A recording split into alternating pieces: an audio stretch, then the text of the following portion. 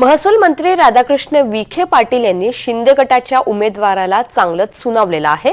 शिंदे गटाचे भाऊसाहेब कांबळे यांनी उमेदवारी मागे घेणं अपेक्षित होतं, मात्र ते नॉट रिचेबल राहिलेले होते आणि आता प्रचार सुरू करून विखे पाटलांच्या फोटोचा वापर करतात आणि त्याचमुळे काहीसा संभ्रम निर्माण झालाय।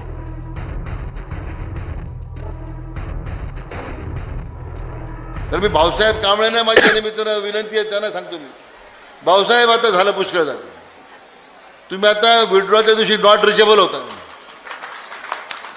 आता रिचेबल आहे। आमचा महायुतीचा उमेदवार फक्त आणि फक्त लव कारडे आहेत। आता माझे फोटो अजिबात लावू नका तुम्ही। तुम्ही विश्वासघात केला, तुम्हाला पाठिंबा नाही, तुम्हाला क्षमा नाही।